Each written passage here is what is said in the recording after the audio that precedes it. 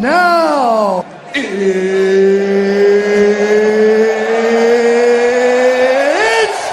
time! Stick a dick in my ass? You wait until I've got 5 Puerto Rican guys jerking off on my face to tell me this? Goodness gracious, folks. We're all jerking off in a circle on a cracker, and I gotta eat it. A wheat cracker.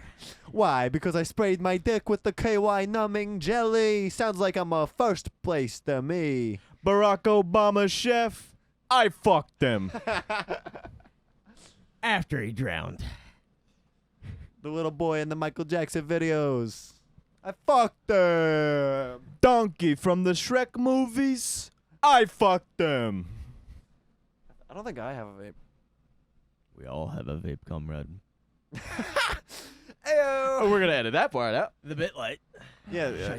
Oh no. Just grab the strobe. Oh no. Grab the strobe. Right over yonder in the box. We're just strobing off. Don't hit the cameras, don't hit the cameras. Don't hit the camera, don't hit the camera, don't hit the Oh, camera. don't fake. Don't fake. No, not funny. Not funny at all. It's in the box. I said it's in the box. In the box. There's only a box in here. There's a box. In the fucking box. Chase, grab it out of the box, damn it. Chase, grab it out of the fucking box. You know where it's at. It's literally right there in the fucking box. I'm literally staring at it, damn it. Grab it out of the fucking box. You see it.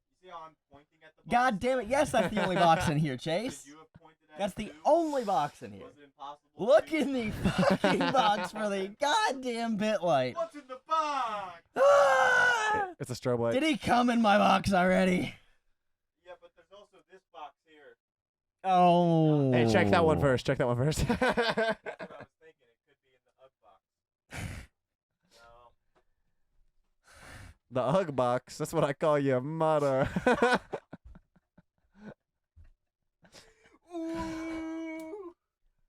Alright, strobe lights in front of the... Fuck. Thank you, yes. Chase. Thank you, Chase. We're armed and fucking dangerous. Guys, today on Kill... Oh, wait, guys. Wait, hold on. Before we do anything.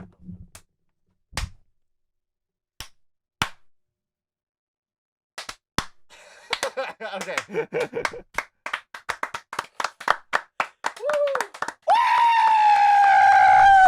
Howdy, howdy, let's get rowdy. Howdy, howdy, let's get rowdy. Howdy, howdy, let's get rowdy. Howdy, howdy, let's get rowdy. Howdy, howdy, let's get rowdy. Woo! Howdy, howdy, let's get rowdy, folks! We did it.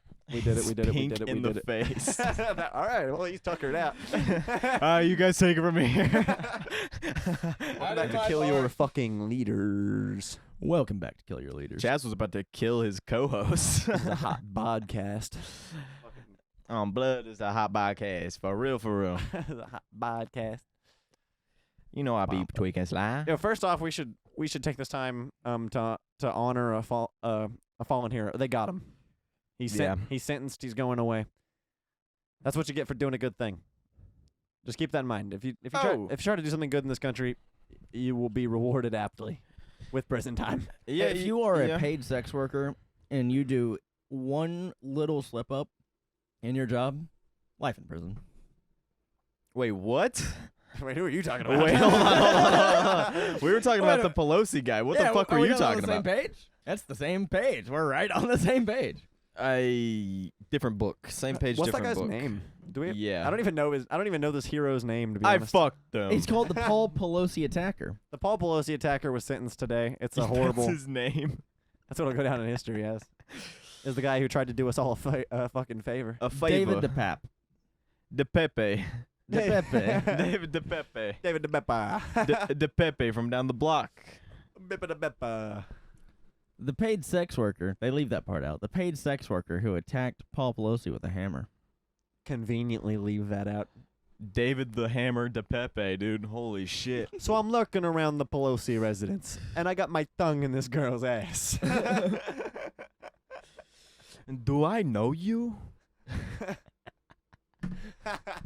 What's the difference, honey? I'm at the Speaker of the House's house. Make that make sense. I'm at the speaker's house, and nobody's talking.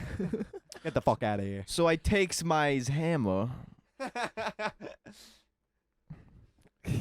From the hammer to the slammer, David DePape is a hero in my eyes. Wordplay. I mean, we're on right now. We're live. This is big shit. Oh, yeah. Shout out to all the 228 people who watched our last episode. You guys have literally made our lives worth living. Literally a fucking 3,000% increase in viewership. I will go on another day because of you folks. I will go on Jimmy Fallon because of this. This is the biggest. I'm going to be moment of sneaking my into career. Jimmy Fallon's house. And attack his wife with a hammer. With a hammer because of you guys. Stark naked. Naked too. That was the best part of it. And while we're mourning our fallen With only heroes, shoes I mean, on. we can He only had shoes on. we can mourn our fucking yeah. He had tennis shoes on. traction. He needed the He traction. He had socks and shoes on. They have fully hardwood. naked. They have hardwood floors. Yeah, you'd be slipping around in there. Slipping Hey, and falling. Does it yeah. like risky business? It slides in.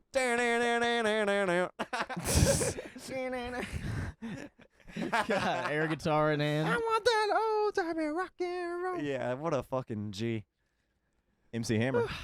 I mean, yeah, I wouldn't encourage people to replicate things like that, but you know, it's not right to just kill your leaders. Hey, we don't kill your leaders. Don't think you should go to their house with hammers and bash them in the fucking head.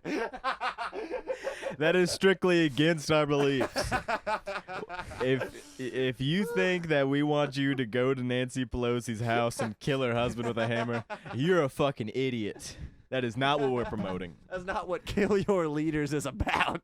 It's a double entendre, whatever. It means something else.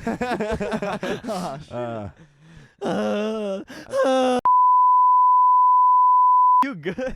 Sorry, I was having a stroke over here. Fucking Chaz had 4 cups of espresso, took a squirt shit, and then fucking is moaning. I feel my Another internals. it's also preposterous. You people should know that Chaz cannot stand the smell of farts. Like it brings him to throwing up, but he will bask in the smell of his own shit. It is ridiculous. It is fucking ridiculous. Didn't even close the door. He has no regard That for is anyone else's like- olfactory. that is the deepest seated narcissism you can have. My turned the shit fan doesn't off. stink. Literally, his shit doesn't stink to him. It's insane. Payback's a bitch, ain't it, Chase? Oh man. Yeah, we're also gonna have to. I was gonna say we also have to mourn our rights. Our rights are dying.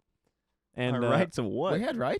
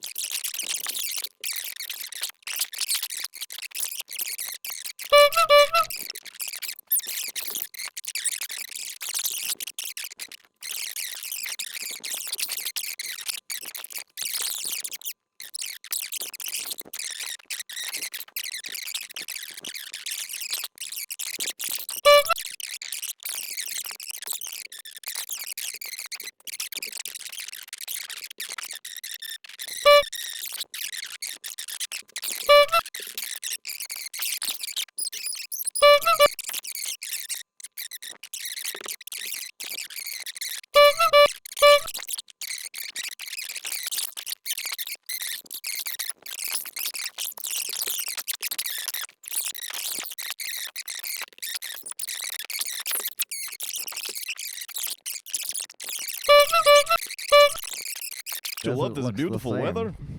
We're God's chosen people.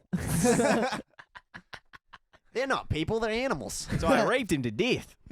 There I was, raping him to death. Wouldn't stop screaming, the fucker. That I cat said- kept screaming. I said, Chip, you're squeezing me dick off. Relax now. I can barely get in. Oh, there's fucking sand on my cock. God damn. I mean, they're raping the POWs to death, dude. Allegedly. No, I saw the video. Allegedly. Not according to the rabbies. The rabbies say That's what they're not supposed to only do. did they do it, but It's don't, okay for them don't to do we it. deserve to do that? What? I need a release. Oh. That's okay to do it. Ugh. It's another religion. It's All a right, we're gonna act culture. like this is a smooth transition. Welcome back to Kill Your Leaders. now that we got that howdy. Let's get now that we rowdy. got that off our chest. You're gonna have to do a lot of editing. yeah, that's Why don't we just make it easy on you and not talk about it? that's gonna turn into 5 minutes. I mean, it's worth talking about. They're trying not only And they're trying to get us to not talk about it. it's worth talking about. Anything someone is making laws against you talking about is probably worth bringing up. Why do they have a special word for racism?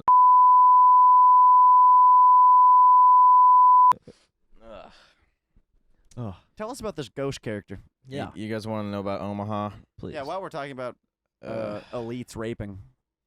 Yeah, it's just more. Don't read it, Chaz. I'll read it. Mhm. It's a story I'm telling. Good, please. But this is Tell something. it with some enthusiasm, James. Let's fucking go! Nobody wants to hear that. Thank you. Fucking. Do you listen to podcasts? It's like we invited Chaz to do a podcast and he's never listened to one before. He's like, "What do we do? Just yell in the shit?" Chaz cooks, dude. This man's got something to get out. Okay. Protect and serve. How about you serve me another drink? Fucking. Getting pulled over by the cops. Just be like, protect and serve. Why don't you serve me another drink, pal? Put the handcuffs away unless you're looking for fun. Yeah, if I ever get DUI'd, I want to just be like, "Oh, your shoe's untied." Is this camera on? Get shot to death. Yeah. Hey, the soles were a little heavy. And these new shoes. Yeah, and those shoes, the soles are a little heavy. Tell me about Johnny B. Good. Johnny B. Gauche. Johnny B. Ghost.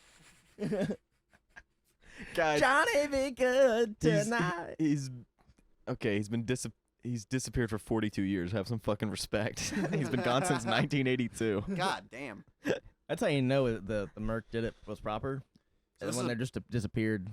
We're going to you're taking us to Omaha right now? We'll get there. Omaha. We'll get there. And this is, I'm pulling this from my memory. So if anybody wants to fact check me, please engage in the comments. We would literally fucking love that. Yeah, if you guys hate that we're anti-Semitic, please tell us about it in the comments. We're more. Please correct us on everything in the comments. Just engage as much as possible. Yeah.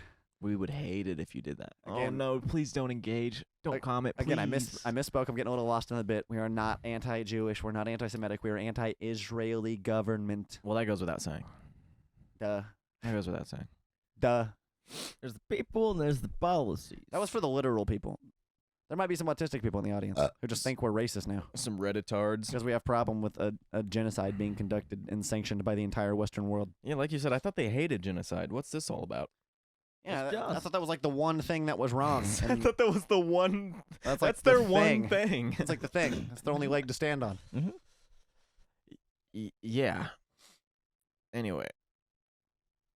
Sorry, I can't even get off it now that we're on it, bro. Yeah, It's I fucking know. It driving me pisses crazy. It pisses me off so fucking much, but we can't talk about it. Anyway, I'm pulling this from my fucking memory vault. It's in my brain, so I might get some of my facts crossed. Fucking okay. So let me take you guys back. This is story time. Put your hands around the campfire. This is story time. This will be our campfire. A nice, peaceful environment. Nice and warm. Yes. But okay, so I think Intern, thank you. yeah, Kelsey's got that. Kelsey will get Oh, that. she's bad too. Fat titties. Hey, jerk us off under the table while you're at it. Oh, that feels good. That feels good. Oh, I'm gonna come. Oh, I'm gonna come. Yeah, she's an expert. It's that fast. That's how good the staff is here at Kill Your Leaders. Chaz! Stop it! Just his feet.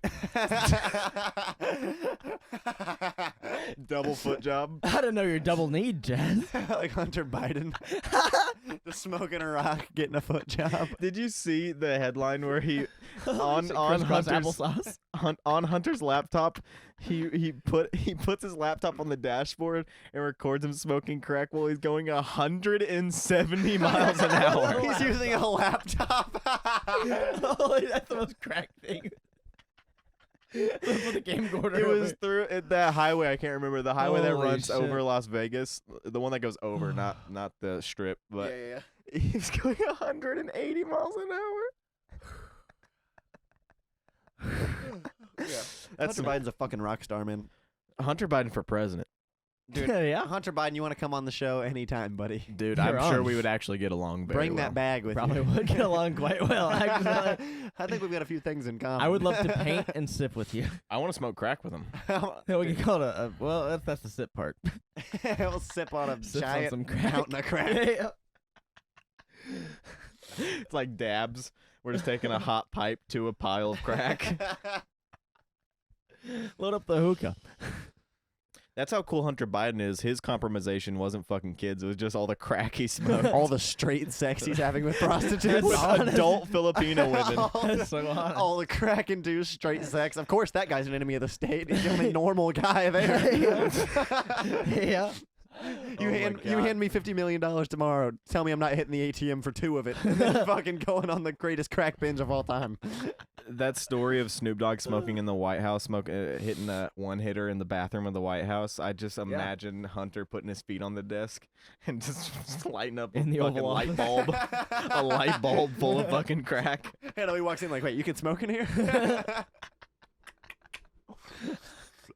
Holy So shit. I'm really vaping my crack. It's a crack vape. Yeah, who knows what that guy's on? It's like when you heard about DMT vapes for the first time. Like, that's a thing? They can put anything in vapes. Fucking 1982. God, we're never gonna get through this. Oh, No, the no. official stance of we gotta lay the groundwork for the foundation of the ideology of this podcast. We are pro crack smoking and prostitute fucking. We are anti genocide. This is the regime of the kill your leader policy. I feel like that's not a bad line to draw either. I think No. that's a normal. That's fine. Well, you smoke a little crack, I'm pro liberty. I'm pro freedom of speech. smoking crack. I'm pro industry. These people should be taxed. They should be, Titan of industry, Hunter Biden. yes. This guy, if anything, is a fucking what do they call it? Someone who champions. He's championing sex workers' rights. Yeah, for sure. For sure. He was keeping the lights on in Harlem. That's how much crack he bought. He kept the lights on in that fucking He's city. putting kids through college in inner He's cities. putting food on people's plates. Did he probably put like 20 black children through College. college? Yeah. Yeah, you think the crack dealer lineage? You think that's a pipeline? You think the crack dealers to college pipeline? Yeah, it's the only one that has the money to actually Rags to send their riches. kid to college. You think that's a Son, common I don't one? want you to do what I do. Yeah. Hunter Biden's crack abuse is like inspiring in a way. Yeah, everybody knows crack dealers are great fathers. Oh my god, I saw the Let's try and worst give them the headline. best. It's a case by case issue. I saw the worst headline. Let's play a little game called Guess the Race. Okay, 1982. Yes, Jason. 1982. It was 1982, and It the was the crack summer was of- cheap. 69. Yeah, summer of '82, crack is kicking off. AIDS isn't out yet, though. This is a golden age. Crack, no AIDS. I bought my Ah. very first crack All the fun, no the pipe. bad. Fucked a Filipino. Daddy kicked me out the White House, so I made some videos. Boom, boom, Got a boom, foot job from a stripper. boom, boom, boom, boom. Maybe had gay sex. Boom, boom, boom, boom. Boom, boom, boom, boom. 69. Ooh, bum bum bum. I smoke crack in 69. I smoked cracked until my eyes bled. Holy shit! 1982. What a year! Sorry, Hunter Biden is stealing the show right now. Dude. Disco is dead. Van Halen is in. Hair metal is kicking off. It's a So, in Des Moines, Iowa, home of Slipknot. Rock on. Home of Slipknot. fuck Des Moines. Hell Satan. People equal shit. Good band, actually. But in Des Moines, Iowa, at 5 a.m. in 1982, this guy Johnny Ghosh, he's like a fucking like 12-year-old kid. He's a mail boy, and he's making rounds in Des Moines, and he's with his boy Bobby Rossi, I think his name was. And so these two mail boys are making rounds throughout the neighborhoods, and yeah, it's like 5 a.m., 6 a.m., like just before dusk. And Bobby Rossi goes up the porch, drops some shit off. He looks back, and a blue car is forcing Johnny Ghosh into the trunk of it. I think they just forced him in the trunk. Speeds off. Bobby Rossi goes to the police, or doesn't go to the police. I think he runs in fear for his fucking life, actually. And then there were complaints that the newspapers were late that morning. Johnny Ghosh doesn't go home. His mom, I think her name was like Noreen. Her name was Noreen. And her son's missing, so she calls the police. And she made note that the police were like, it took them 45 minutes. She reports her missing child, and they tell her over the phone, you can't report a missing child unless they're gone for 72 hours. Because this was back, he was the milk carton kid. He was the milk carton kid. So when you saw missing kids on milk carton, it was Johnny Ghosh. Mm. This is what kicked off, like, He's the one that started the policy.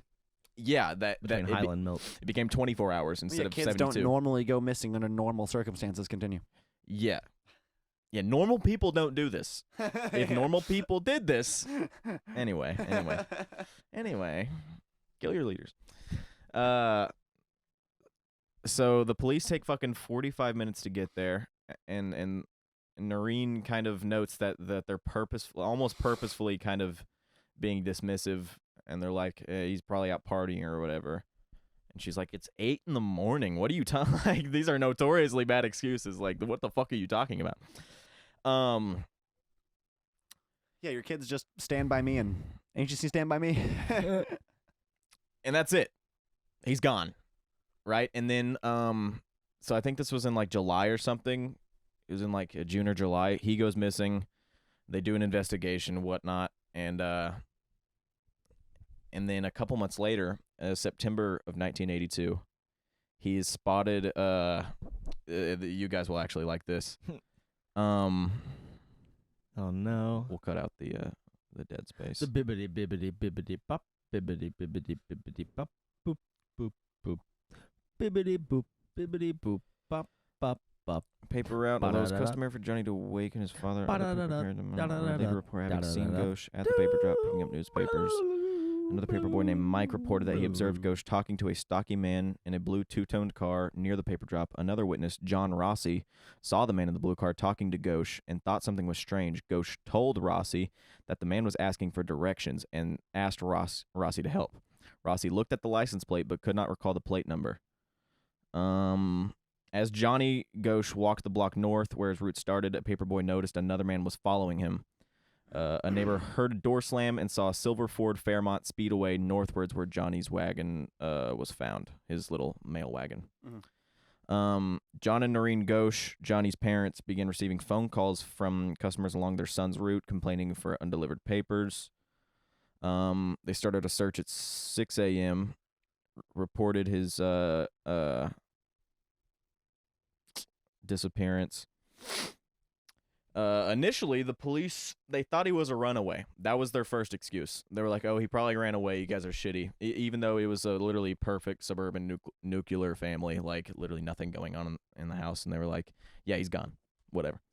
The police are just not responding to it. They do a half-ass investigation. They're like, yeah, he's gone. What do you want us to do about it, pretty much? You know, here in Des Moines, your kids can go missing.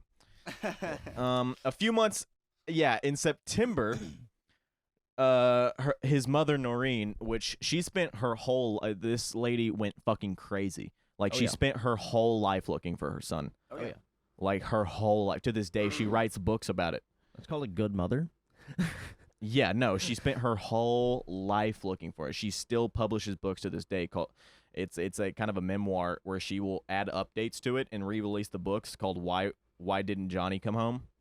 And she will re-release every time she picks up new information on the case because it's cold. It's a cold fucking case. Yeah, that almost brings a tear to my eye.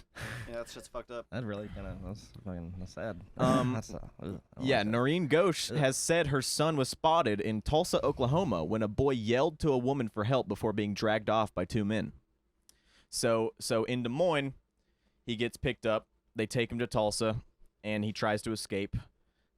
Gets re-abducted in Tulsa. Arnie's was there. Yeah, no, it's the same world that we still live in. It's like, that's our neighborhood. Yeah, it's here. It's around you. It's happening around you. At some point it kind of goes cold again. Over the years, private investigators would pick up on it. Not the Federal Bureau of Investigation. They left it to private investigators to pick up on this, right? Jim Rothstein, he's kind of famous. I can't remember what he did. Ted Gunderson, that was like a FBI guy. He did mafia. He uncovered mafia shit, wiretaps in Los Angeles. That's a badass job. That's cool. 1984. So 2 years later. Basically Okay. just means he's a union buster. So this is where it gets bad because he disappears June 1982. A couple months later, he's spotted in Tulsa. He gets re-abducted in Tulsa with eyewitnesses, and nobody can do fucking dick about it for some reason. 2 years later, a Polaroid photograph appears on Noreen Ghosh's front doorstep. It's her son and two other boys tied and gagged. It's a Polaroid, and they left it on her doorstep, taunting her. Whoever did this. I just want to let you know he's still alive. And tied up and gagged with two other boys who had been abducted. Right? It gets worse. Trust me, it gets worse. This is like horror movie shit. Chills. This is horror movie shit. Your family member a picture. You can't do anything with that. It's like they won at that point. Why don't you check the Ring camera? Fucking idiot. In 82. Fucking maloot. Yep. Yep. Well, you don't have a dash cam. Fucking idiot. You can pull out your cell phone. Yeah, why did nobody pull out their cell phone and call that they just saw a guy get abducted? Oh, and by the way, two other boys who allegedly were the ones in the other two in the photo were also Des Moines paper boys. 3 Des Moines newspaper boys go missing in like a span of 2 or 3 years. Gone off the face of the earth. Nothing, no trace. 4 a.m. they leave the house, they're gone forever. To this day they're missing. And that's why the American Paperboy is a long lost. Yeah, Eugene Martin. Career. These might be Kidnapped and sold into sex slavery. yeah, Eugene Martin missing for 40 years and 3 months. Mark Allen missing for 38 years and 7 months. God damn, dude. Yeah, gone forever. 1984, Eugene Martin, another Des Moines area paperboy, disappeared under similar circumstances. He went missing while delivering newspapers on the south side of Des Moines. And then in 1986, 2 years after that, the day before Easter, a 13-year-old named Mark James told his mother he was going for a walk to a friend's house down the street. He never arrived at the friend's house and has not been seen since. Yeah, we're just going to have adults deliver papers from now on. With guns. With guns, yep. Yeah. With guns. By the way, if someone's snatching the paper boy, just check the last house they visited. Hey, but don't worry, guys. The authorities were unable to prove a connection between the 3 cases. Thank God. Just a little co-rinky-dink. Thank God. Noreen Ghosh says that she was personally informed of the abduction. You remember Mr. Ghosh's mother, Noreen? Mm-hmm. She was informed through like a telephone call that they were going to abduct somebody else, Eugene Martin, and then it happened. So they leave a Polaroid on her front porch, and then they call her up and say, "Hey, we're going to do it again to Eugene Martin. Do something about it." Oh wait, you can't. It's the government. Anyway, God damn. they told her down to the week. She was told the kidnapping would take place, quote, a second weekend in August of 1984, and it would be a paperboy from the south side of Des Moines. Date and location. They couldn't call off the paper route once they get a tip off like that. Right? It's crazy. I'm sorry, kid. You don't need your $3 this week. Mm-hmm. No one's getting their mail. Just no one's getting their mail Come this pick week. up the paper from the post office, everybody. Okay, and this is where the FBI gets involved. So this is where it gets it gets a little bit juicier.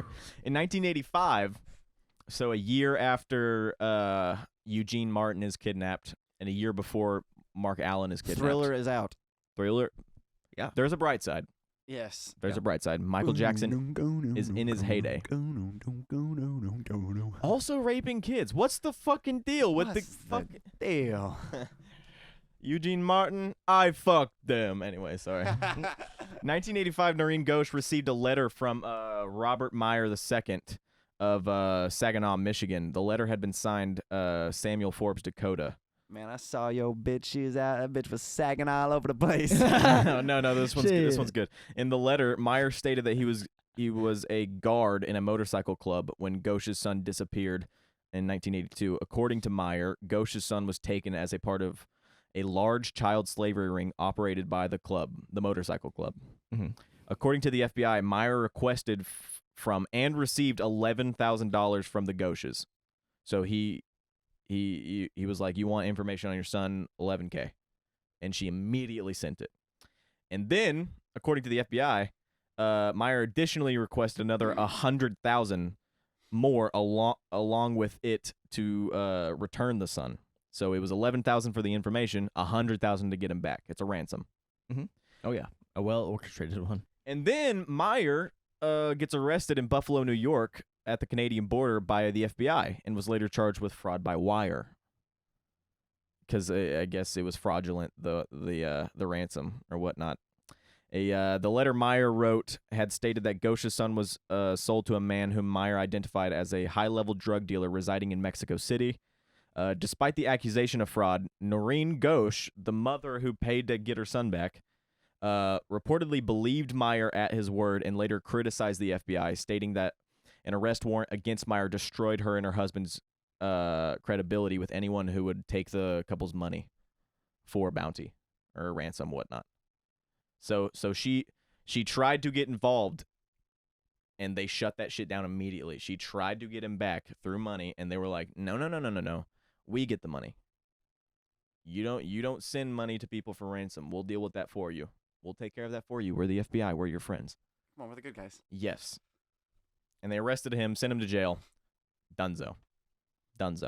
Not for kidnapping the For boy. getting a little greedy. For fraud by wire. For getting a little greedy and trying to, take his little points off the top. You can't take the reins from the FBI. Yeah. We have learned this time and again. If you are customizing AK-47s, they'll blow up your compound. I mean, the whole Mexico City thing kind of makes sense. They're literally manufacturing a crack epidemic at this time, right? Mm-hmm. So they have to be in touch and appeasing these Mexico City drug lords, Yeah. So when they want boys, they get boys. Mm-hmm. Just keep sending the crack. We've got a black community to disenfranchise. Dude, listen to this shit. Triangular trade. According to Noreen Ghosh, now this is something that the FBI has discredited on her. They have tried to discredit her, this grieving mother. They have tried to say that she's fucking going crazy. They try to say that she doesn't know what she's talking about. Let the FBI handle it. Let the FBI handle it. We have your back. We're the FBI. We're the good guys. She's just watching the federal police do nothing. Yep. She's watching the federales. All she can do is write books and hope for the best and hope that this dickhead from a motorcycle club is actually telling the truth. Meanwhile, trillions of dollars are being made on the global drug trade. Anything else but protect the kids. Yeah. To do anything else but protect the kids. They're flying Cessnas dropping cocaine in Alabama. Arkansas. Yeah, the Clintons. Yeah, they're doing Northwood. They're doing Midnight Climax. They're doing fuck all. They're doing everything except saving the kids. Yeah. They're doing MK Ultra at this time. Yeah. Oh yeah. In 1997, so that's 12 years later, Noreen Ghosh gets awakened at 2:30 in the morning by a knock at her apartment door. Waiting outside is Johnny Ghosh, now 27 years old, accompanied by an unidentified man. Ghosh said that she immediately recognized her son, who opened his shirt to reveal a birthmark on his chest. We talked for about an hour or an hour and a half. This was a quote from her. He was with another man, but I have no idea who the person was. Johnny would look over to the other person for approval to speak. He didn't say where he is living or where he was going. That's it. That's all we got. So his handler let him see his mother one last time, and then they just leave again. Then they're gone again. They're here and they're gone. Bye-bye. Yeah. Johnny probably couldn't even be let back into actual society because he's so far removed Because from it. he'd blow the whistle on the whole thing. Well, yeah, I mean, he would just kill himself pretty quickly. So he has to have a handler around him. Yeah, I doubt that's the fear. I doubt that was for his safety. Right. Yeah, he's just on suicide watch. The sex ring is very ethical in that way. The child sex slavery ring is Never mind on that one. very ethical in that way. Okay. Shit. Probably for his own safety. I mean, come on. I mean, yeah. That'd take him away from his He's mother. got a beautiful heart, but come on, buddy. Keep up. A fucking Grasping for straws here. somebody who worked at some point.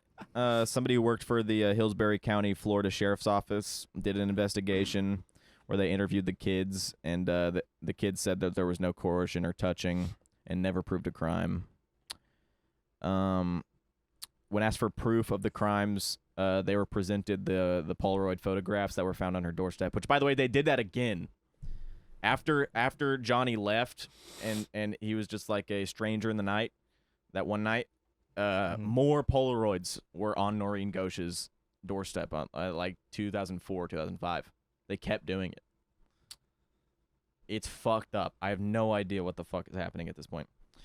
And they would send it to this guy named Nelson Zalva, who was like an investigator for the Hillsbury County, and the only evidence that they had of coercion or rape or abuse were the photographs, and they said that wasn't sufficient evidence. Well, we investigated it and we found nothing. Yeah. No shit, dude. We investigated our crimes and we found nothing. Thank God. I thought we were guilty for a second. Look, even I thought we did something wrong, but sex ring abduction totally on the up and up. Do you think the government was like, I'm trying to put myself in the most evil, like, federale position. And I'm going to talk to you as the mother. Now, woman, we know that you have a cousin in Mexico City who actually has your son. And we know that you're just trying to get federal money sent to your cousin so you can take it. I mean, they didn't accuse her of anything. No, I'm just being crazy. Yeah, they didn't say that, yeah. But I'm trying to put myself in their shoes. Like you have the control of the checkbook of the government, so you're able to write $1 million check through the wire to an anonymous place. So your first instinct is to think that who you're trying to help is actually against you. You've lost me. Yeah, that was a bad take. That was a real bad take. that was a bad one. Just like, all right, now let's think for a second. And then didn't think. Shut the brain right off.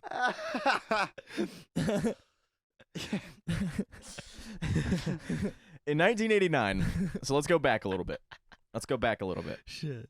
This is a new name. I'm introducing a new character into this. Okay. I'll try to make this quick. In 1989, 21-year-old Paul A. Bonacci told his attorney, yes, Italians, told his attorney, John DeCamp, that he had been abducted into a sex ring with Johnny Ghosh.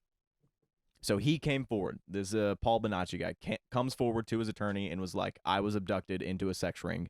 It's big. It's bad. Polly loose butts. Sorry, continue. Paulie Flapjacks over here. Oh, they called him the donut. Call him Jumpy Polly. Something bad happened to him. I don't know what it is. The starfish. Every time he jumps, he farts. Polly the starfish.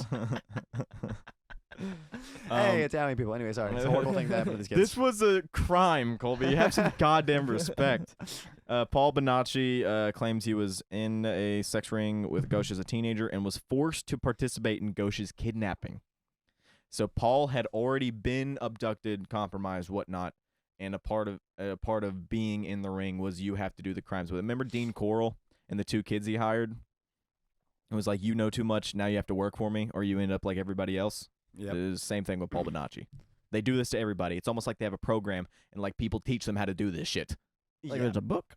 It's almost like there's a guidelines. Yeah, it's a step by step. It's a 12-step to fucking kidnap and rape kids.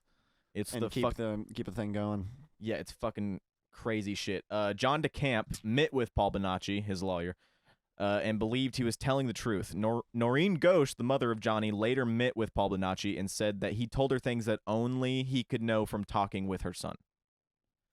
So like he had like a burn mark on his leg, his birthmark. He said that Johnny had a birthmark on his chest, a scar on his tongue, and a burn scar on his lower leg. Although a description of the birthmark had been widely circulated, information about the scars had not been made public. So he knew about scars that you would only know if you saw him naked.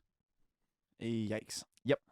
Bonacci also described a stammer that Johnny had when he was upset. So just more information about him. The FBI and local police do not believe that Bonacci is a credible witness in the case and have not interviewed him. Yeah, sounds about right. Yeah. The supreme good guys who are just watching you from your phone and gathering endless amounts of data and Who are allowed to go in your house and put fucking wiretaps in there. They're allowed to do that. They said they could. the supreme good guys. His siblings told police Bonacci was at home when Ghosh was abducted. So the FBI put a gun to his sibling's head and was like, testify against your brother.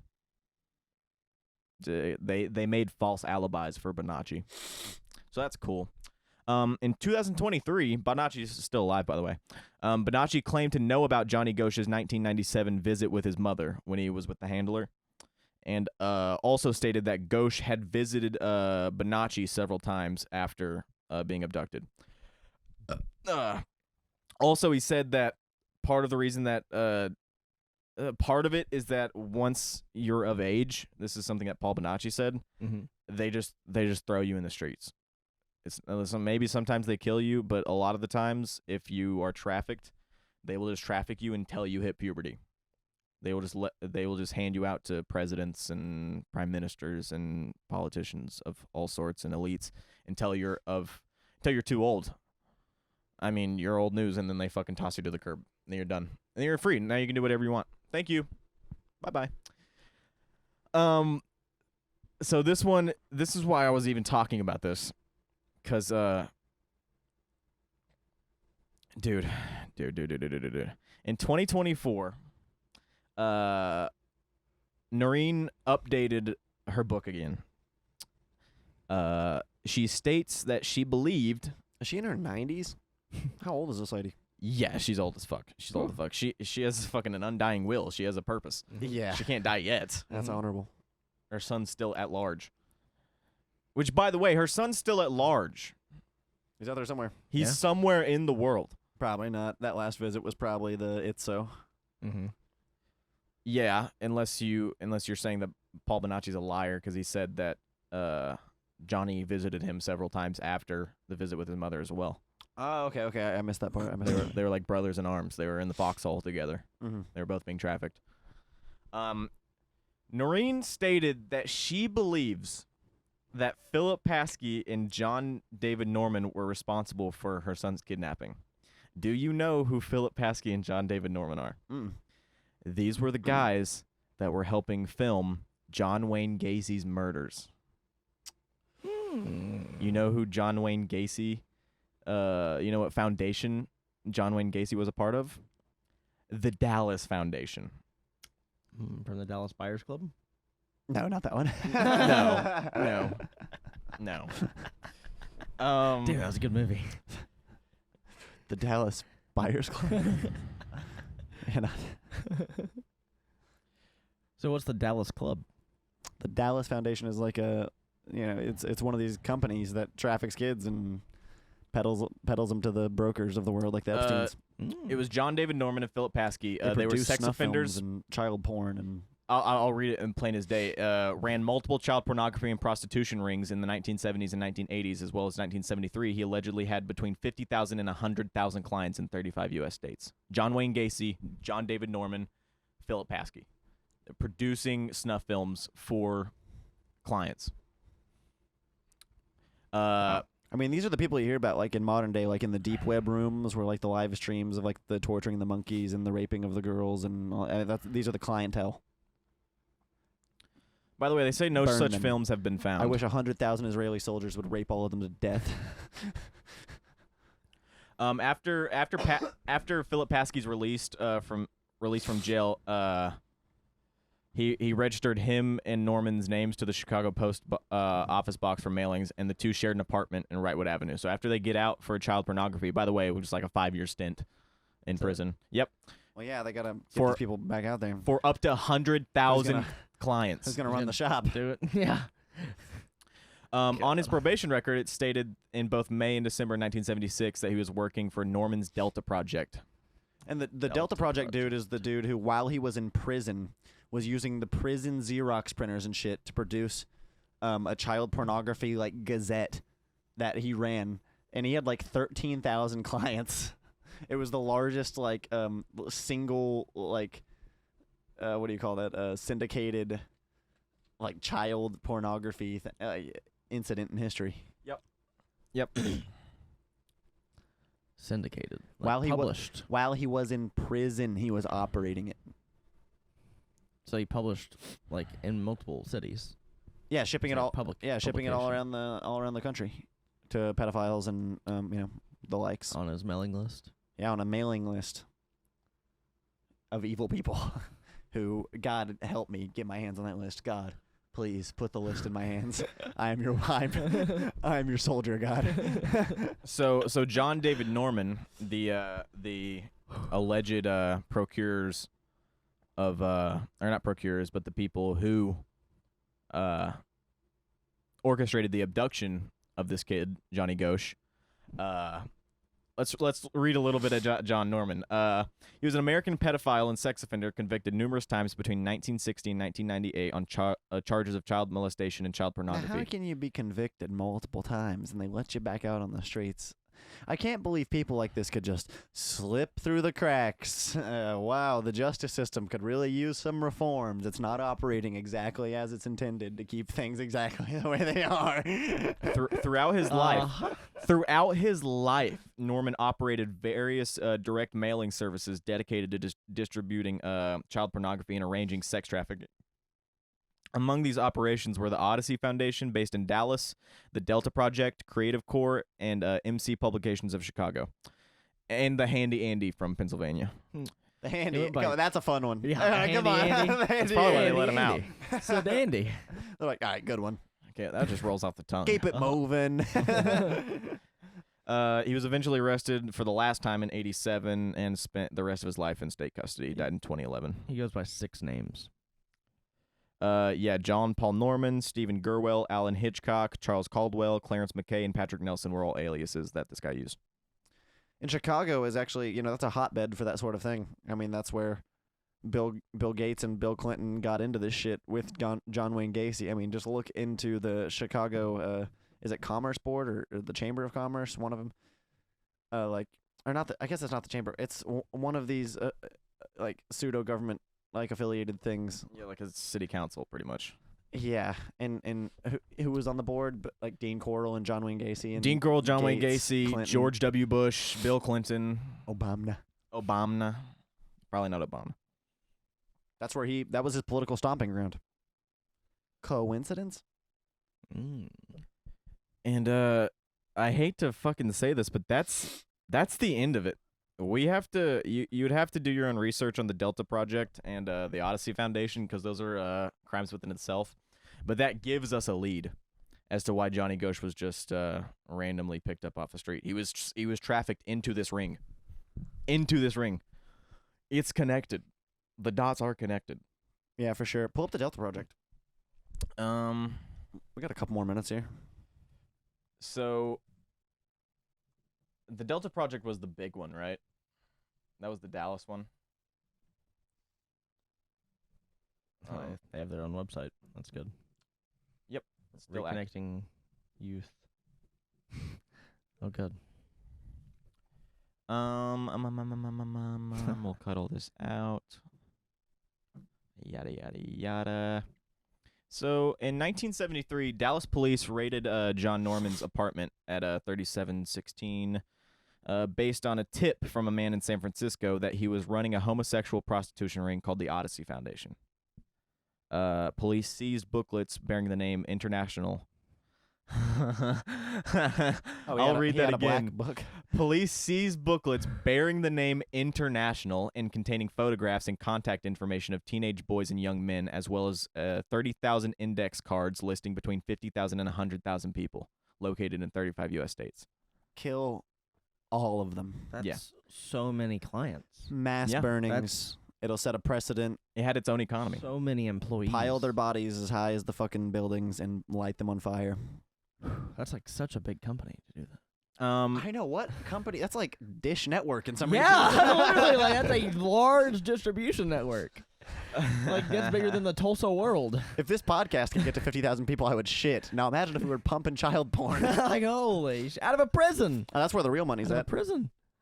Dallas Police Holy shit. Lieutenant Harold Hancock told the Chicago Tribune in May 1977 that prominent public figures and federal employees were among the names found in Norman's client list. Investigators sent the index cards to the State Department, a fact confirmed by State Department counselor Matthew Nimitz. They're like, thank you. These are in safe hands. Thank you for returning these to the right people. Yep.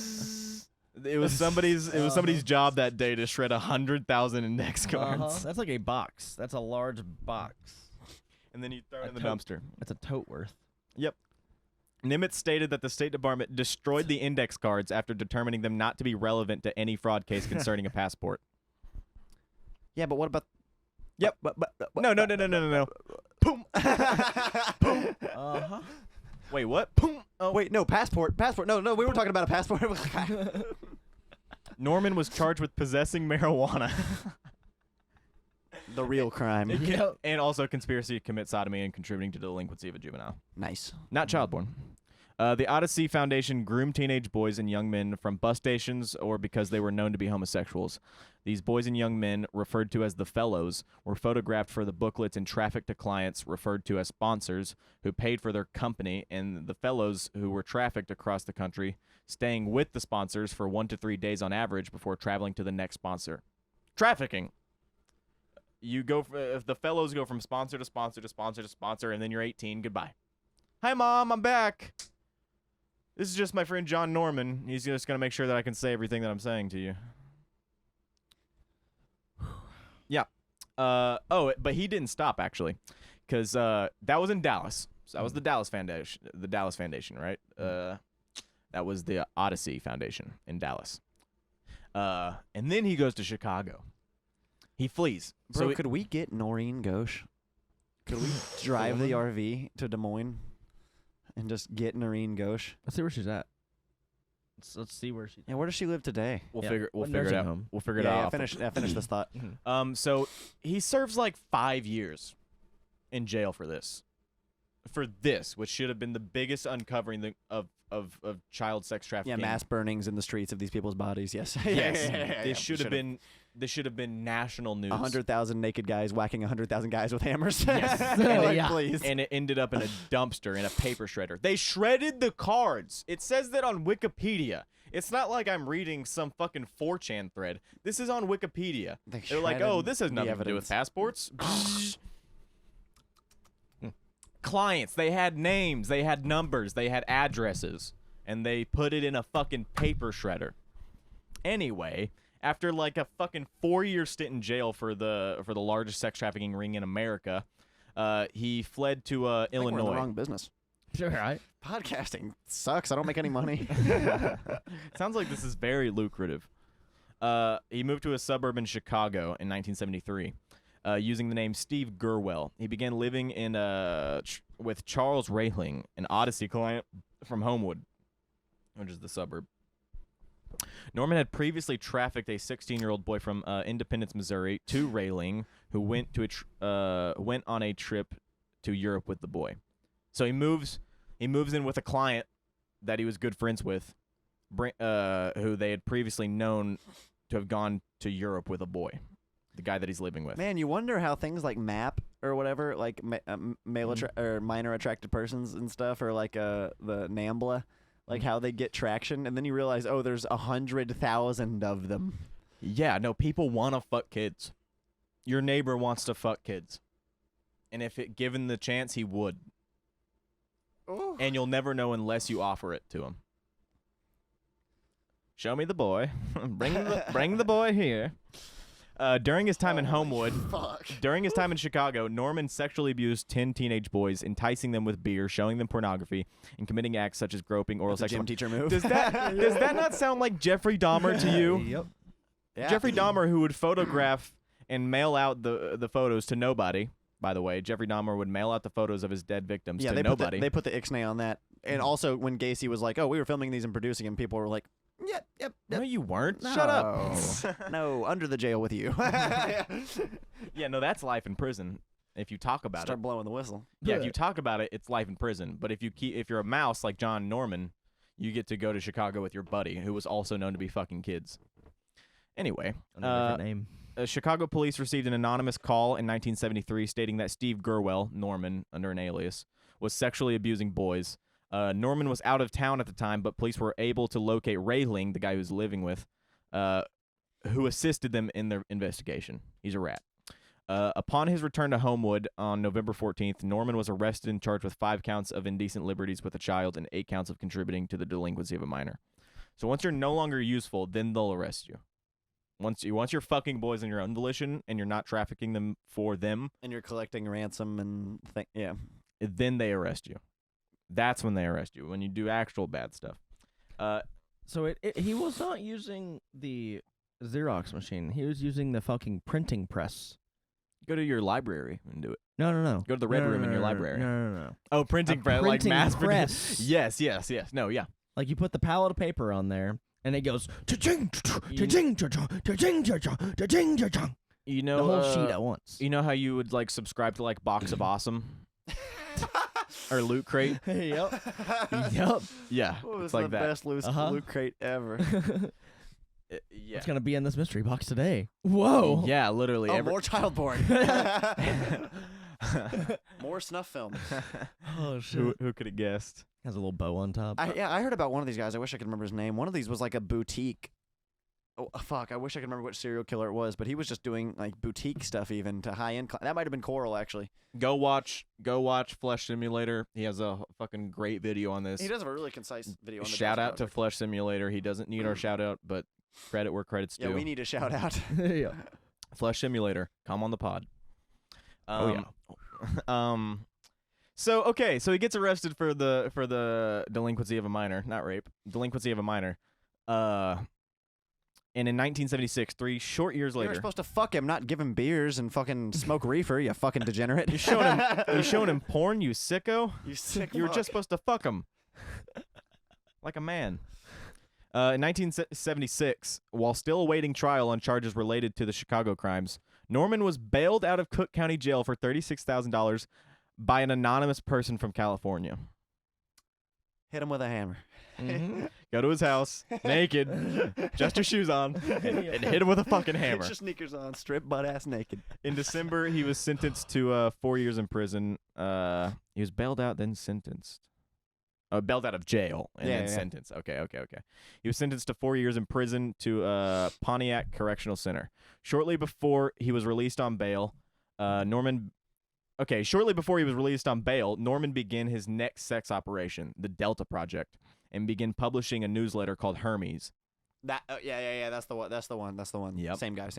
From Cook County Jail, Norman sent out 3 newsletters using the jail's printing press, claiming that the Delta Project aimed to provide educational, travel, and self-development opportunities for qualified young men of character and integrity, and that the Delta dorms were established across the U.S. Hey, with- Norman, what you doing in there?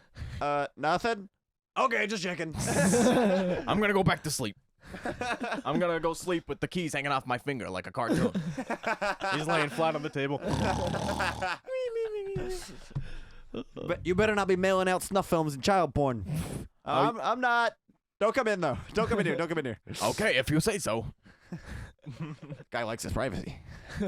What a jerk. Yeah, Rudy was. That guy's a real knucklehead. Yeah, using the jail's printing press. God, Taxpayers' money, by the way.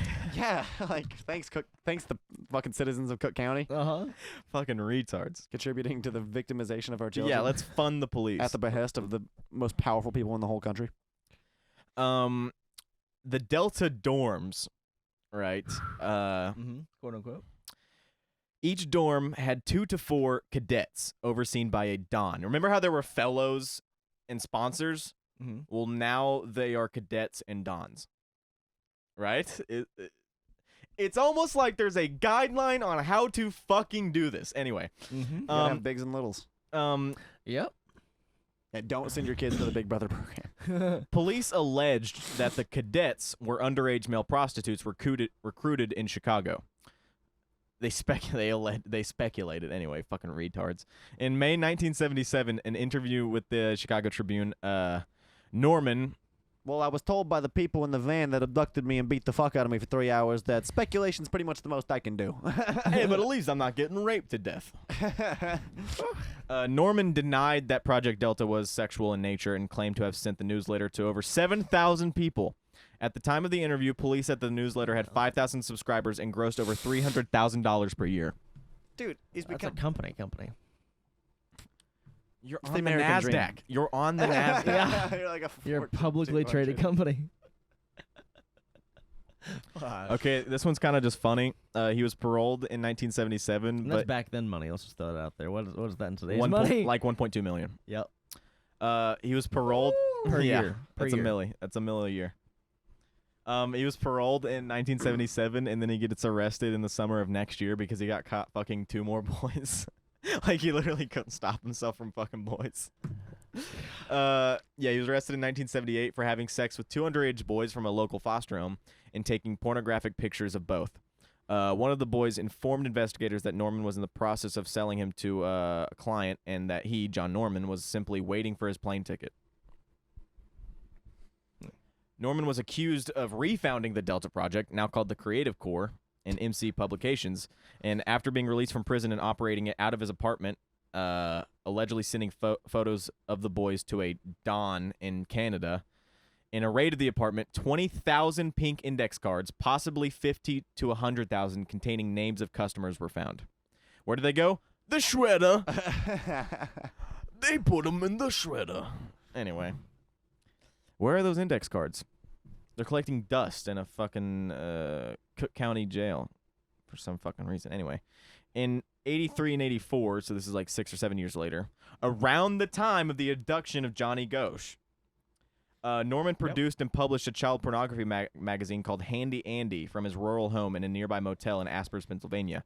He exploited at least 20 teenage boys from the area, enticing them with drugs and alcohol and photographing them engaged in various sexual acts. Norman fled Pennsylvania after his home was raided in 1931, or in May 31 of 1984, but was captured in Bolingbrook, Illinois. He was in Illinois. You know who else was in Illinois in the fucking early 80s? Johnny B. Good. Johnny Ghosh. Yeah. He was in the area. Yeah. Okay, Anyway. Quit connecting dots, you schizo. He was released on bail. Once again, bailed out of jail by a fucking mysterious Anonymous donor anonymous and- benefactor, and promptly fled once more. Norman was captured in 87 in Urbana, Illinois, so they're in Des Moines, and was given a 6-year prison sentence for crimes in Illinois. He was later extradited to Pennsylvania and sentenced to 18 to 36 months in prison for charges related to the Handy Andy. In 1980, see, that's fun to say. The Handy Andy. How can you hate the guy? Handy Andy. Reports on Handy Andy stated that Norm was wanted in 5 different states for sexual crimes. So Pennsylvania, Illinois, Texas, and then 2 others. It doesn't say. Maybe California. Norman was convicted of child molestation in Colorado in 1988. And he's literally bouncing. Madman. He's bouncing from. What's that movie with Tom Cruise where he gets bailed out by the Clintons? The drug lord that got bailed out by the Clintons. I can't fucking remember. Anyway. Not fuck, not the mule. That's Clint Eastwood. It's fucking. Anyway, sorry. What'd you say to me, you Yeah, Clint Eastwood. Why don't you take the dick out of my ass? That's Gran Torino. Yeah. And he was arrested in 1995 and 1998 in California for distributing, once again, child pornography. He was released from prison in California in 1999. A year later, for distributing child pornography, you can just do a bid for 12 months for child pornography. You can make $1 million a year. Yeah, to 30 to 100,000 clients, which, by the way, that's a big gap. And that 70,000 person gap needs to be investigated. Yeah. He was released from prison in California. Thank you, fucking Arnold Schwarzenegger. But was declared, or no, Bill Clinton. Thank you. No, 1999. I wonder if those are continuous Governor in subscribers or like 1999. some of them like stop paying, so they stop getting the magazine and then. Well, they send the word out. That's what newspapers are for. They go, "Hey, he's arrested. Probably cancel that subscription." Yeah. Well, they didn't make any You arrests. don't have to cancel your subscription. They're gonna get rid of the evidence for you. It also never states true. that there were any arrests made Of the clientele. of the clientele. It doesn't ever mention that. Yeah, gee.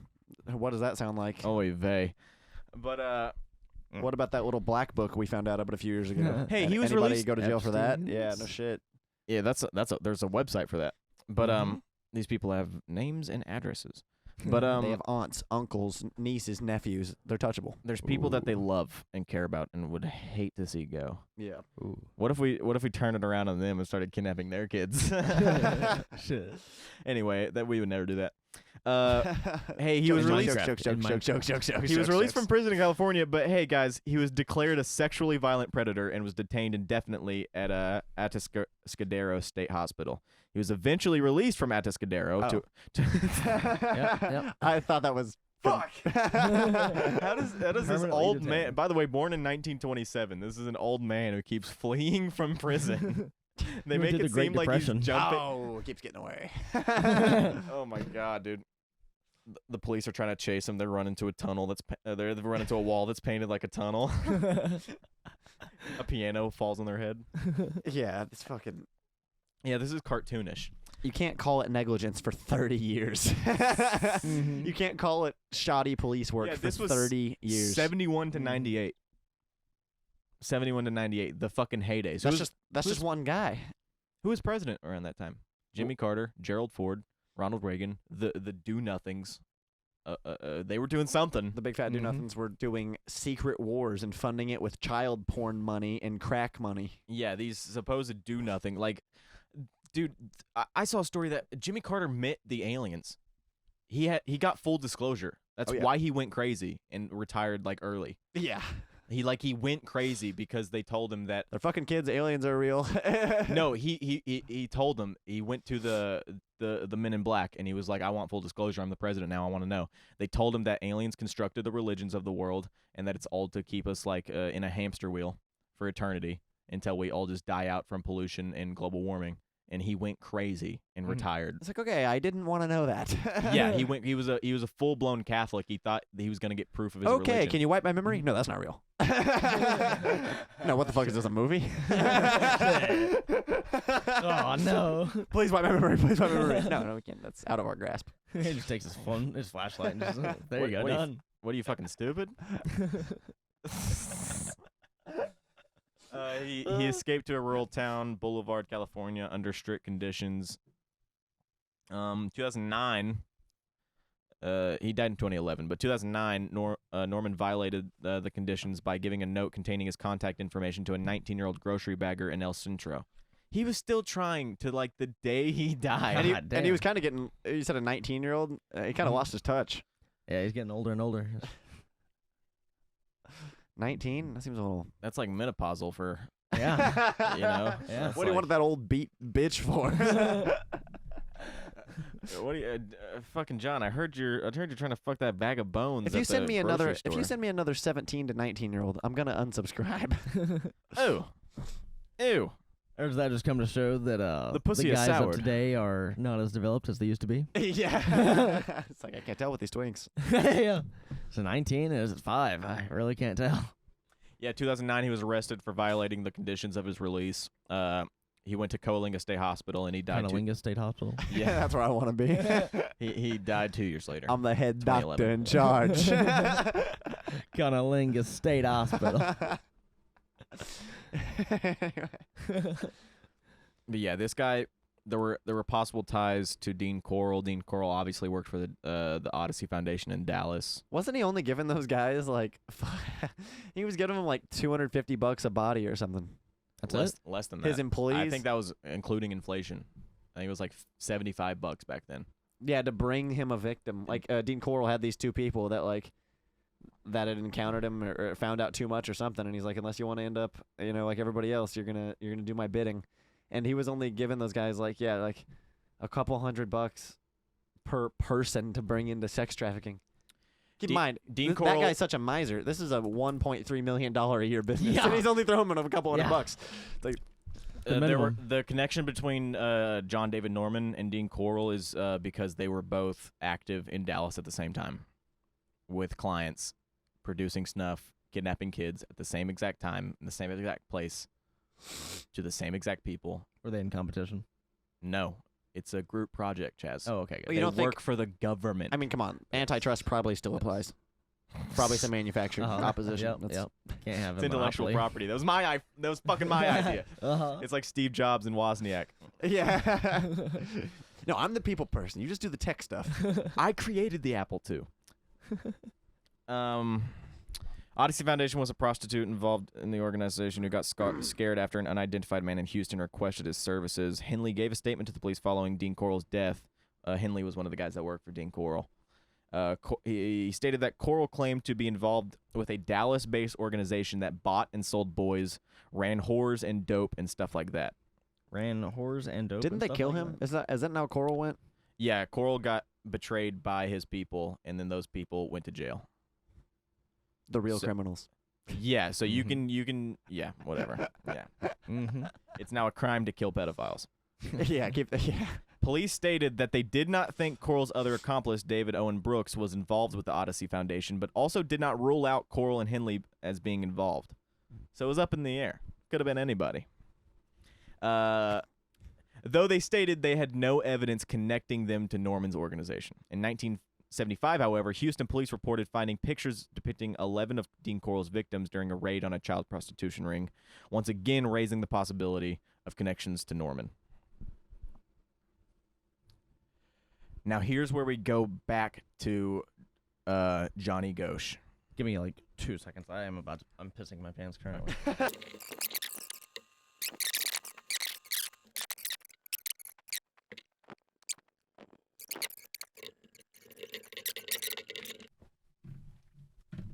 This was a massive production mistake.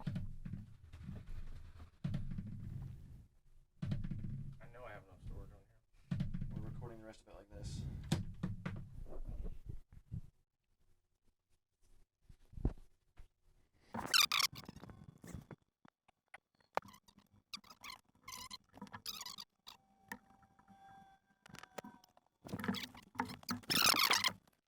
Storage. We need more storage. Clap us back in. Yeah, the story. Yeah, for Chaz's camera. All right, the story will be completely uninterrupted, but our we've had some technical difficulties with the cameras. But we're rolling. Rolling, We ran out of rolling storage. on the river. Is that how it goes? Yeah. I hope so. A little fish, Little little bass fish sings it. Mhm. Oh, all right. Anyway, so Johnny be good. All right, where were we? Where were we? we were talking about John David Norman and his connections to serial killers for some reason. You know, serial killers who act alone Right. for their own sick pleasures. Mm-hmm. And Uninfluenced by anything. yeah, 70,000 clients, whatnot. So John David Norman had alleged connections through these prostitution rings to child serial killers. Mhm. One of which was Dean Corll, Mhm. and Dean Corll's two assistants, who had a falling out. Another one. This is a name that most normies will recognize. John Wayne Gacy, the clown killer. Yes. Everybody knows John Wayne Gacy. John Ruin David clowns for all of American culture. Yeah. John David Norman, who acted alone and did this for nobody except himself, was also allegedly and his 100,000 clients. alleged to have been connected to another serial killer, John Wayne Gacy, who, if you watch a Netflix documentary, they won't talk about this. They just talk about the murders. Netflix is obsessed with making murder porn. It's insane. Oh yeah. They made a Jeffrey Dahmer show that was empathetic towards Dahmer. It was fucking insane. And Anyway, who are always the good guys? The FBI. yeah. Where were they during all of this anyway? Yeah, Shredding documents and covering up all evidence. Of this, all of this is like local police and like county jurisdictions. Nothing about like the CIA or FBI is ever like mentioned in actually taking Yeah, until it's time for them to burn a box of note cards. until they Yeah. fuck a kid that they didn't tell you to fuck. Yeah. Collect your own ransom. John Wayne Gacy, who murdered at least 33 teenage boys and young men in Chicago, which is, by the way, 4-hour drive to Des Moines.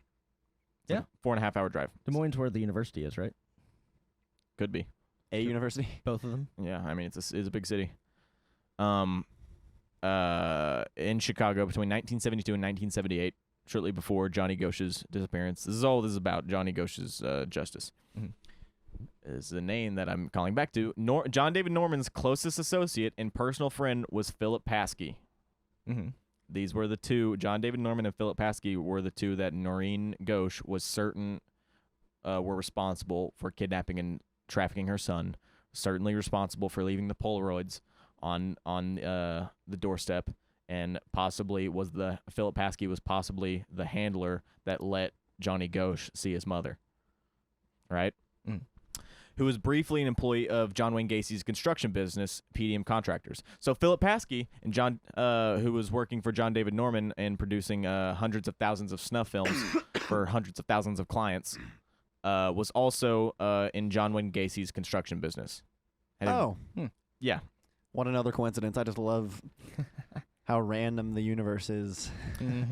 Police alleged that Philip Paskey, Norman's employee and John Wayne Gacy's employee, for that matter, had taken over running the Delta Project after Norman was sent to prison, the sex trafficking ring in Chicago. He was also at Norman's apartment during Norman's arrest in 1978, although Philip Paskey himself was not arrested. Of course not. Right? Of course not. Right? I just didn't have enough to stick him. Oh my God! It's like Jesus Christ, dude. Uh-huh. Okay. John Wayne Gacy Do implicated you know Philip how high the burden of proof is on a child pornography and snuff film sex ring? with tens of thousands of clients. Yeah. John Wayne Gacy implicated Paskey and Norman and 2 other PDM employees as his accomplices in murder. He described Paskey as dangerous and stated that he pimped girls, boys for sex or movies. He pimped girls and boys for sex or movies. Well, they just call them movies in the biz. They don't Yeah. call them snuff films. That's Yeah, it's the Dons and the Fellows. That's how they And sell the, that's bad marketing. In a 1992 interview, John Wayne Gacy claimed that Norman and the Delta Project were producing snuff films of young boys, possibly including some of Gacy's victims. At least 2 victims believed to have been murdered by Gacy, Kenneth Parker and Michael Marino, had been last seen alive close to where Norman lived. In Chicago. Now you're probably wondering, well, where's the resolution? There is no resolution. That's it. These people just die. These people just get in prison. They just New don't talk. people fill their place. Yeah, they just die, and there's nothing. There's no happy ending. Yeah, that's it. That's all it is. It's just speculation and whatever it is, grandjecture, whatever it is. Conjecture. Conjecture. Grandjecture. The Grand Wizard. Grand Gesture. So yeah, Philip Paskey is also an interesting one. That was the guy that worked for both the guys. He's a fucking motherfucker. The biography says there is scarce information about Paskey's life. It was reported that his father was a city worker, that Paskey had a bad complexion, a violent temper, and frequently cross-dressed. You know what the worst thing about him? His acne. His complexion. His temper. His tone of voice. Yeah. Paskey was openly bisexual and had a lengthy record beginning at the age of 18 in 1971 with convictions for such crime as drug dealing, theft, battery, and murder. Yeah, you can get arrested for murder and then Let up. It's about who you know. Yeah. Oh, he robbed a coin collector. Yeah, in 1973, along with Al Despicable. Bone and Richard Angel, planned to rob a coin collector named Louis McCurley. The robbery took place at 7 p.m. in the second-floor apartment in Chicago. Bone was armed with a knife, and Angel had accompanied him with a handgun. Paskey's role was to act as a lookout for any oncoming witnesses. When McCurley opened the door, Bone and Angel forced their way into the apartment. A struggle ensued. Bone stabbed McCurley in the chest. All three then fled the scene. McCurley would later succumb to his stab wounds. The three were arrested and charged with murder and attempted armed robbery. So you go into the system and you come out a sex trafficker. Anyway, through a plea agreement, Paskey and Angel pleaded guilty to attempted robbery, with the murder charge being dropped, and some prison time served as well as probation. Bone subsequently pled guilty and received a sentence of 14 to 20 years imprisonment. So he's not valuable. So he's the fall guy. Yep. Then with John David Norman,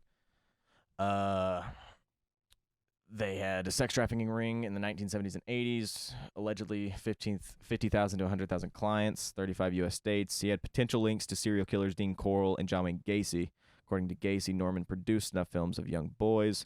No such films were ever found.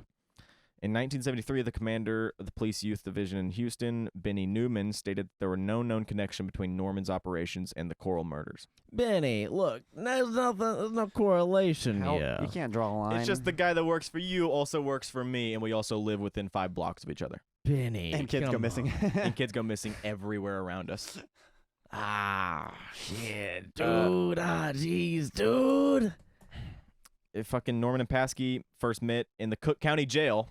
Remember where he was using the printing press and still operating? The commercial printing press. Yeah, that's where Yep. Philip Paskey and Norman met. It's known that Norman had continued producing his newsletter. Shh, buddy, how you doing? The newsletter. The newsletter, he made pleas for both him and Paskey, who he referred to as his right-hand man. Plea deal with the murder of McCurley. The funds for bail came from patrons of Norman's newsletter.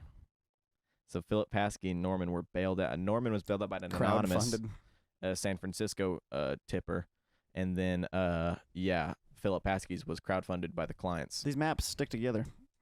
Yep. I wonder who their accountant was to manage that $1.2 million per year, because it doesn't say he's an accountant. It says he's a printing press guy. So who managed that money? Just throwing this out there. Who knows, Who dude? stored the money? What bank was it held in? Who's their banker? Who is their outside connections for financial services?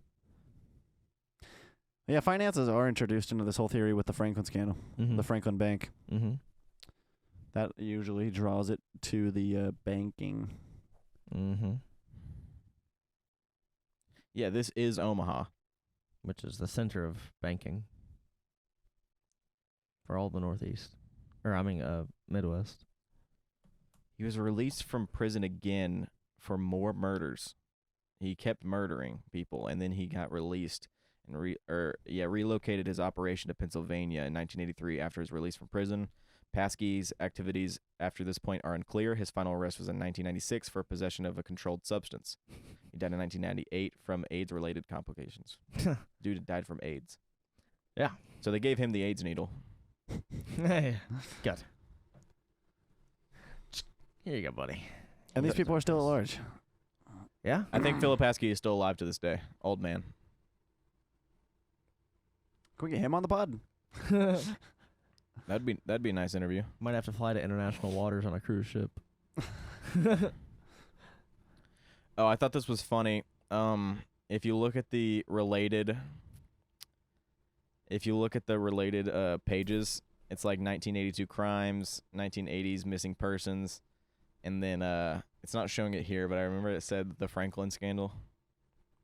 Oh, wait, he went to the National Center for Missing Children and Exploited Children. Like he went there. Where do you see that? Johnny Ghosh. Ghosh at the National Center for Missing and Exploited Children. Like he was a speaker. No, Johnny Ghosh is missing to this day. Oh, he okay. was the milk carton kid. Yeah. Those I was were just making links. sure I didn't see that. Those were that links and headline, it references. said he just made a spot in appearance. No, those were references and links. Got a special drop-in set. Yeah, and he's gone forever again. Okay. Comes in, does an hour. So there's no leaves. happy ending.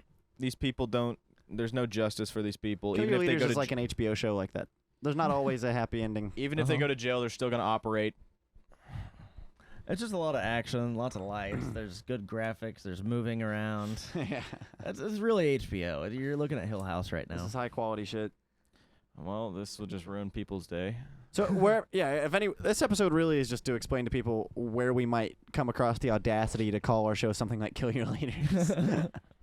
And why we might reasonable. want those people to go. You know? Yeah. Can we call this dark ass episode a wrap? Yes, this has been one of the saddest ones we've covered yet. This is a sad It'll give you episode. chills. It'll give you goosebumps. It'll make you cry a little bit. It's a tearjerker. Yeah, man. It's a bad one.